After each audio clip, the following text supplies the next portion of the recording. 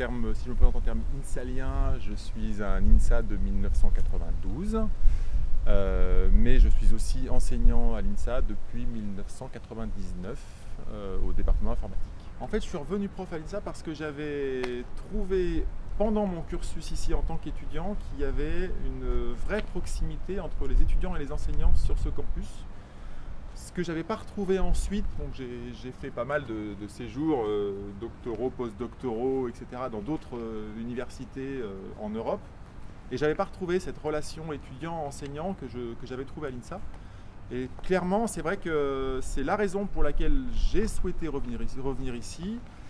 Et j'ai pas forcément d'anecdote précise en tête, mais c'est une des choses que j'essaye de maintenir dans mon parcours professionnel d'enseignant à l'INSA, c'est d'avoir une relation privilégiée toujours avec les étudiants. Alors évidemment pas avec 500 étudiants par an, mais les étudiants qui le souhaitent, on peut discuter, on peut parler de tout, d'autres choses, de sciences, mais aussi de la vie en général.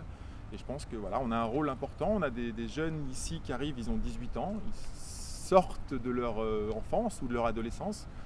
On les relâche, si j'ose dire, ils ont 23 ans et voilà, on vit 5 ans avec eux, une phase particulièrement importante de leur vie.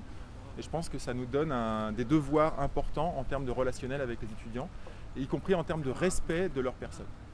Pensez à vous faire plaisir. Je pense que c'est vraiment une vigilance importante à avoir, et en particulier pour nos étudiants.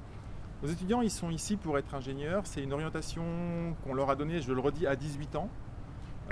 C'est un très beau métier, je ne dis pas le contraire, mais c'est aussi un métier qu'ils n'ont pas forcément choisi de premier abord. Ils ont pu être orientés ici presque par hasard ou sans le vouloir. Et je pense qu'il faut qu'ils gardent à l'esprit qu'ingénieur, c'est un métier qui ouvre énormément de possibilités, que parmi toutes ces possibilités, ils ont encore le droit de faire des choix et qu'il faut qu'ils fassent ces choix en fonction de ce qu'ils ont envie de faire de leur vie. Et de ne pas se laisser guider par le fait qu'ils vont être ingénieurs et que ça s'arrête là dans leur choix. Ils profitent du fait que l'INSA leur ouvre énormément de portes et qu'ils ouvrent parmi toutes ces portes, ou qui passent parmi toutes ces portes, celles qui vont leur faire prendre le plus de plaisir dans leur vie personnelle et professionnelle.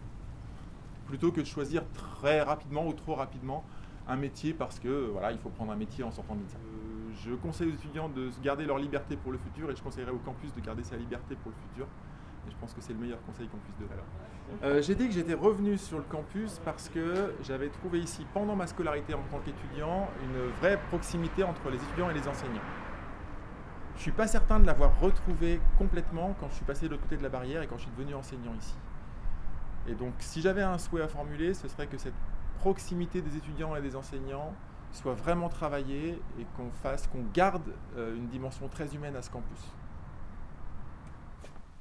Alors voici donc cette salle, 400 places à peu près, une salle, comme je le disais, assez exceptionnelle en France et dans les universités françaises, puisque c'est une association étudiante qui gère quasiment l'intégralité de la technique dans cette salle, évidemment en interaction avec les structures de l'INSA, direction du patrimoine, etc. Mais c'est eux qui vont gérer toute la partie technique, lumière, son, le planning de la salle, etc. Et donc c'est dans cette salle, alors je le disais, à peu près, il me semble, 1991, un souvenir assez important pour moi, puisqu'on a accueilli ici Jérôme Thomas pour le spectacle Extra Ball. Et Jérôme Thomas est un jongleur mondialement connu pour avoir pas mal révolutionné l'art du jonglage en France et à l'international.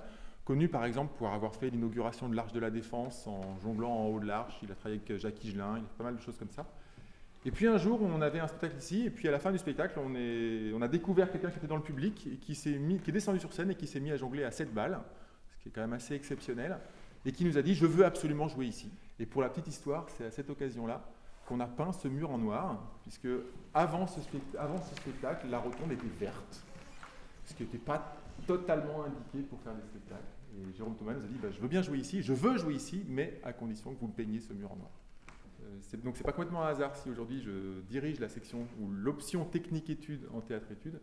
C'est parce que pendant ma scolarité, j'ai moi-même œuvré longtemps, des nuits entières, des jours entiers, pour recevoir des spectacles et monter des projets sur ce plafond. Et en fait, quand je suis revenu prof à l'INSA, ce qui s'est passé, c'est qu'il y a des étudiants qui m'ont contacté en disant, voilà, nous on voudrait qu'il y ait une section technique-études parce qu'il y a danse-études, il y a théâtre-études, il y a musique-études, et pour tous ces spectacles-là, il y a besoin de techniciens. Et donc il y a besoin d'organiser des formations pour ces techniciens-là. Et donc on a monté Technique-Études avec des étudiants, à la demande des étudiants, en 2001-2002. Et ben voilà, depuis je dirige cette option.